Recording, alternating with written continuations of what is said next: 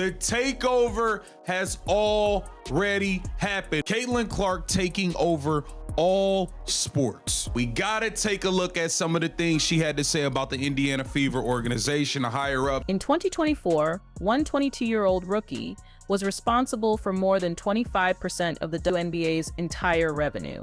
She wasn't just a player. She was a walking, breathing billion-dollar anomaly, a gift that any sports league in the world would dream of receiving. It is so unfortunate that the WNBA has dropped the ball. Every league has been accepting of the CC train except the WNBA. You had Major League Baseball posting it. You had FanDuel Sportsbook posting it. Yahoo Sport.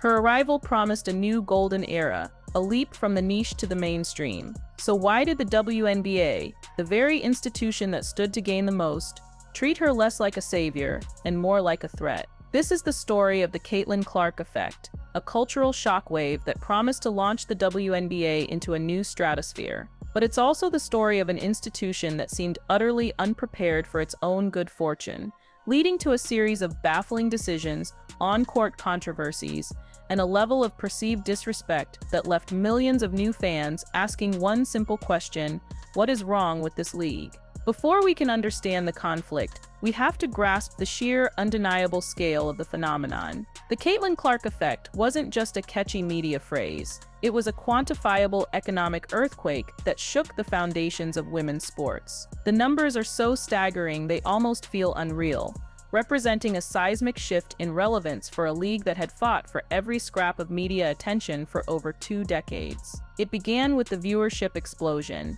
The 2024 WNBA draft, where Clark was selected first overall by the Indiana Fever, obliterated previous records, pulling in an average of 2.45 million viewers. This wasn't just a record, it was the most-watched WNBA telecast of any kind since the year 2000. Her regular season debut against the Connecticut Sun became the most-watched WNBA game ever on a cable network. Across the entire season, WNBA games on national networks averaged 1.32 million viewers. To put that in perspective, the previous season's average was a mere 462,000. This was a near tripling of the audience, an overnight transformation driven by a single player. This digital tidal wave crashed into the physical world with equal force. Arenas didn't just sell more tickets, they became impossible to get into. Across the league, attendance was a staggering 105% higher when Caitlin Clark and the Indiana Fever were in town.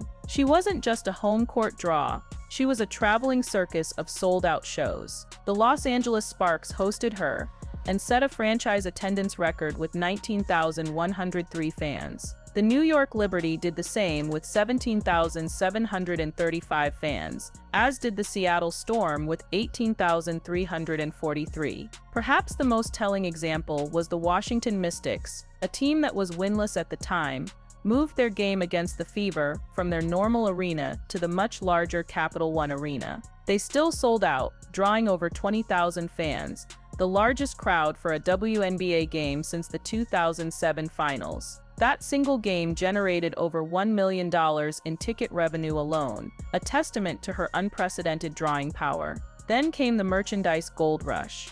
When the Indiana Fever made her number 22 jersey available, it sold out in less than an hour. According to the sports apparel giant Fanatics, it became the top-selling jersey of any draft night pick in the company's history across all sports. At various points, her jersey was outselling established NBA superstars like LeBron James and Steph Curry. For the Indiana Fever as an organization, the impact was astronomical. After drafting Clark, the team reported a mind-boggling 1,193% increase in jersey sales. This wasn't just a popular player, it was a commercial juggernaut unlike anything the league had ever seen. The ripple effect extended far beyond the league's direct control. The sports betting world, a key indicator of mainstream interest, saw an immediate surge.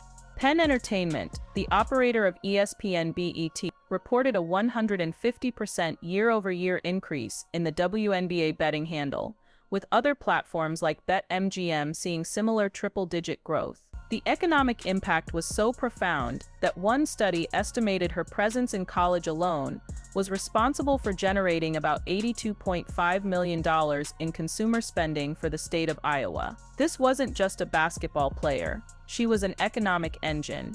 The data paints a clear picture of a league whose entire economic model was fundamentally altered overnight by a single individual. This sudden massive influx of revenue and attention, all tied to one person, created an unprecedented dependency. The league's financial health and public relevance became inextricably linked to the performance and presence of a 22-year-old. And it was this dependency, this sudden loss of institutional control, that would become the psychological root of the friction and disrespect that followed. They were the beneficiaries of a phenomenon they simply could not manage. The pivot from the glowing economic data to the on-court reality was jarring. For the millions of new fans tuning in, drawn by the hype and historic numbers, the welcome they saw extended to Caitlin Clark was not one of celebration, but of brutal physical aggression. The narrative quickly shifted from her incredible talent to the shocking way she was being treated by her peers. The moment that crystallized this narrative for the entire country was the infamous incident with Chicago Sky guard Chennedy Carter. Away from the ball before an inbound pass, Carter delivered a blatant blindside hip check that sent Clark sprawling to the floor. It wasn't a hard basketball play, it was, as many commentators labeled it, a cheap shot. The clip went viral instantly, transcending the sports world and becoming a topic of national debate. For many, this was their first real introduction to the WNBA's on-court culture, and it was an ugly one. It was the moment the narrative of jealousy took hold, suggesting that some veteran players resented the attention a rookie was receiving. But this was far from an isolated event. It was part of a clear pattern of aggression that seemed to cross the line from tough defense to targeted hostility. In another game, Las Vegas Aces guard Marina Mabrey was seen making contact with Clark's face, followed by a completely unnecessary body bump after the play was over, leading to a tense confrontation. Clips began circulating compiling the sheer number of hard fouls, uncalled hits, and overly physical plays directed at her, painting a picture of a player being deliberately targeted. This physical dynamic was most pronounced in her clashes with her college rival, Angel Reese. Their rivalry, which had captivated the nation in the NCAA tournament, was reignited with a new level of intensity. In one game, Clark committed a hard foul on Reese to prevent a layup, which was upgraded to a flagrant foul. But it was Reese's reaction that escalated the situation. She immediately jolted up from the floor and went directly after Clark, having to be held back by teammates and officials as the situation threatened to boil over. This wasn't just a foul, it was the continuation of a deeply personal rivalry now playing out on a professional stage, amplified by an intense and unforgiving media spotlight. The physical aggression against Clark became a proxy war for the soul of the league. The fouls often happened away from the ball or were deemed unnecessary by officials and commentators, suggesting the intent wasn't just to stop a play but to send a message. It was a physical assertion of dominance by an old guard against a newcomer who was dominating them in every other conceivable metric: media attention, jersey sales, and fan adoration. The problem for the league was that the public nature of these fouls, amplified by social media, created a powerful and damaging narrative that they could not control. For millions of new fans, their first impression of the WNBA wasn't one of elite basketball. It was one of veteran players seemingly bullying the league's biggest star. This dynamic risked alienating the very audience the league so desperately needed to capture. As the physical altercations on the court intensified, the focus of the controversy began to shift. It was no longer just about player-on-player conflict, it was about the perceived lack of protection from the officials. The feeling among many fans, and even within Clark's own team, was that the referees were allowing the aggression to go unchecked, escalating the conflict from a personal issue to an institutional one. This simmering frustration boiled over in a single explosive post-game press conference. After a heartbreaking loss to the New York Liberty, where a potential game-winning shot by Clark was disrupted by what appeared to be a clear foul that went uncalled, Indiana Fever head coach Stephanie White had finally had enough. She unloaded on the officiating in a way that left no room for interpretation. "I thought she got fouled," White stated bluntly. "I think it's pretty egregious what's been happening to us the last few games. The disrespect right now for our team has been pretty unbelievable." This wasn't just an emotional outburst. White came armed with a damning statistic. pointing out a -31 free throw discrepancy over their last 3 games. She argued that this wasn't because her team was settling for outside shots. They were attacking the rim and simply not getting the calls. Her comments gave an official voice to what millions of viewers were seeing with their own eyes. Clark's own frustration was becoming increasingly visible. In one game, a clip of her shouting at a referee, "You were right in front of her," after a missed call on a teammate went viral. It was a raw, unfiltered moment that offered a direct window into the player's perspective, showing that the tension was reaching a breaking point. But it was the league's response to this mounting criticism that was perhaps the most revealing. After a playoff victory, an injured Clark, supporting her team from the bench, posted a triumphant message on social media: "Refs couldn't stop us." It was a celebratory jab, the kind of competitive banter common in sports. The WNBA's response was not to review the officiating that prompted the comment, nor was it to engage in a dialogue about the perceived issues. Instead, they fined Caitlin Clark $200 for her tweet. This single act was a microcosm of the entire controversy. The league's decision to punish the messenger while ignoring the message sent a clear and chilling signal: they valued authority over accountability. They were more invested in silencing their biggest star than in ensuring she and her team were being officiated fairly. In one swift, punitive action, the WNBA transformed a simple officiating problem into a profound narrative of institutional disrespect, inadvertently proving Coach White's explosive accusations for them. If the on-court officiating felt like a series of small, painful cuts, the decision regarding the 2024 U.S. Olympic team was a single, self-inflicted wound that represented the WNBA's greatest strategic blunder. It was a moment where the league had the opportunity to place its brightest star on the world's biggest stage, and they chose to leave her at home. The facts were simple. Caitlin Clark, arguably the most popular and talked about basketball player on the planet, was left off the 12-person roster for Team USA. The official reasoning provided by the selection committee was that the chosen players were the best when it boiled down to a basketball decision. It was a statement that attempted to frame the choice in the sterile, objective language of pure athletic merit. The media and the public did not buy it for a second. The decision was met with a firestorm of universal condemnation from the sports world. Veteran journalist Christine Brennan, who had covered every Summer Olympics since 1984, called it a monumental airball on opportunity. She lamented that USA Basketball had it within its power to give women's basketball the most significant global platform it has ever had, and it failed to do so. ESPN's Stephen A. Smith was even more blunt, calling the decision dumb, and arguing that it was a massive, unforgivable missed opportunity to build the WNBA brand on a global scale. The absurdity of the decision became even more apparent when the Olympics began.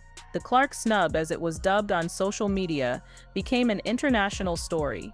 During a preliminary game, a Japanese fan was seen holding a sign that went viral around the world: "You need Caitlin Clark to beat us." At another game, German fans were spotted in the stands wearing her #22 jersey, telling reporters they had been following her since high school. These were not American fans. This was proof of her global appeal and the sheer folly of leaving her behind. The decision was made for a locker room in America, but the consequences were felt in arenas across the globe. The final damning indictment of the decision came from within the committee itself. After the games were underway and the backlash had reached a fever pitch, selection committee member and celebrated coach Dawn Staley made a stunning admission. "If we had it to do over all again," she said, "she would be in really high consideration of making the team because she is playing head and shoulders above a lot of people." It was a direct, after-the-fact acknowledgement of their mistake. The Olympic snub exposed a deep cultural divide within the WNBA ecosystem.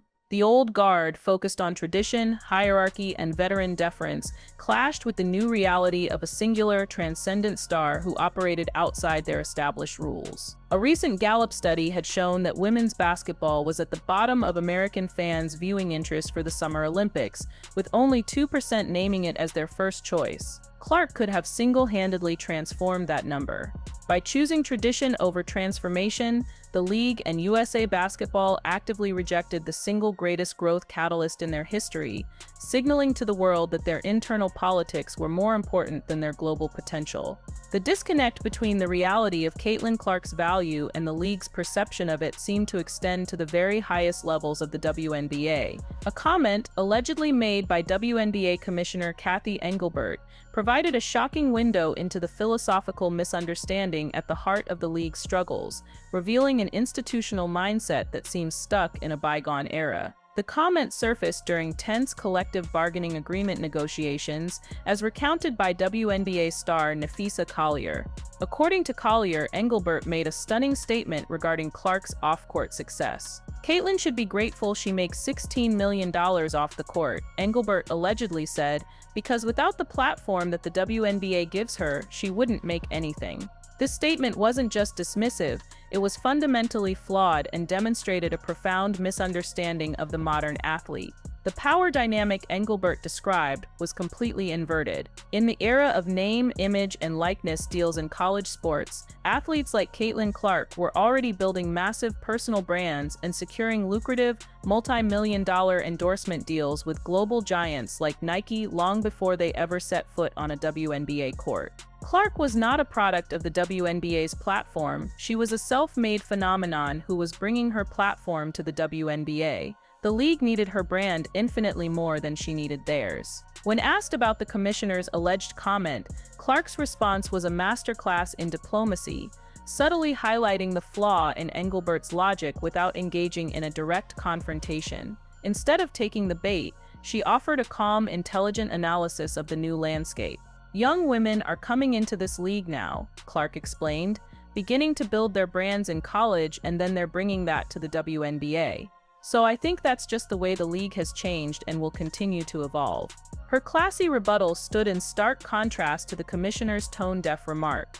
The commissioner's alleged comment was more than just a gaffe. It was a window into an outdated institutional mindset that failed to grasp the new economic reality of professional sports. If the leadership at the very top truly believes that the league is bestowing value upon Caitlin Clark, it explains everything. It explains why they didn't feel an urgent existential need to protect her on the court, to market her aggressively to a global audience, or to build their entire strategy around her.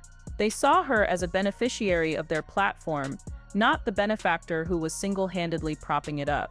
This fundamental cognitive dissonance is the philosophical root of every strategic misstep, every fumbled opportunity, and every act of perceived disrespect that defined her chaotic rookie season. Ultimately, the individual controversies, the cheap shots, the missed calls, the Olympic snub were all symptoms of a much larger systemic problem. The WNBA wasn't necessarily malicious in its handling of Caitlin Clark. It was, as one veteran journalist put it, simply incompetent. The league was faced with the single biggest opportunity in its history, and it was caught completely flat-footed. Christine Brennan, in her sharp critique of the league's response, delivered the definitive verdict: "This incredible thing is happening to the WNBA, and the league seems completely, utterly unprepared for it." This lack of preparation manifested in numerous ways, revealing a fragile infrastructure that was simply not built to handle the weight of true superstardom. Being unprepared went far beyond not having enough jerseys in stock. It was a systemic failure. There was no coherent marketing push designed to capture and retain the millions of new casual fans Clark was bringing in. There were no updated media protocols to manage the intense 24/7 national scrutiny that now followed the league's every move. And there was certainly no crisis planning in place for the inevitable controversies that would arise when a transcendent star disrupts the existing order. This was most visible in the chaotic media scrums that followed Clark everywhere. She was often swarmed by reporters, with bright camera lights flashing directly in her face, creating scenes that sparked outrage among her fans. Social media was flooded with calls for the league to step in, to give her space, and to treat its biggest asset with a basic level of respect. The league's inaction made them look amateurish at best and negligent at worst. This failure to implement a proactive strategy created a dangerous narrative vacuum.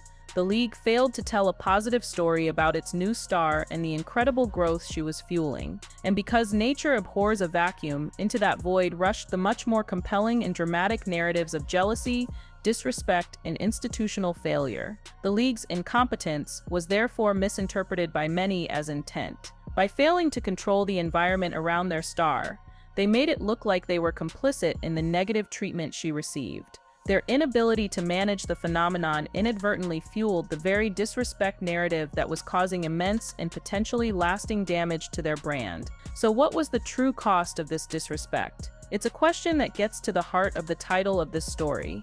The cost wasn't losing Caitlin Clark, the player. She isn't leaving the WNBA. The cost was something far more valuable and much harder to get back: momentum, trust, and the allegiance of millions of potential new fans. The WNBA was handed a once-in-a-generation chance to convert an audience. Millions of people who had never watched a WNBA game before tuned in, driven by the singular force of the Caitlin Clark effect. This was the league's one shot to make a first impression, to turn those curious Clark fans into dedicated WNBA fans. Instead, the impression they made was, for many, a deeply negative one. The product they presented was not just thrilling basketball. It was a drama of perceived bullying, questionable officiating, and baffling institutional decisions. For this massive new audience, their introduction to the WNBA was a league that appeared hostile, unwelcoming, and strangely dismissive of its own brightest star.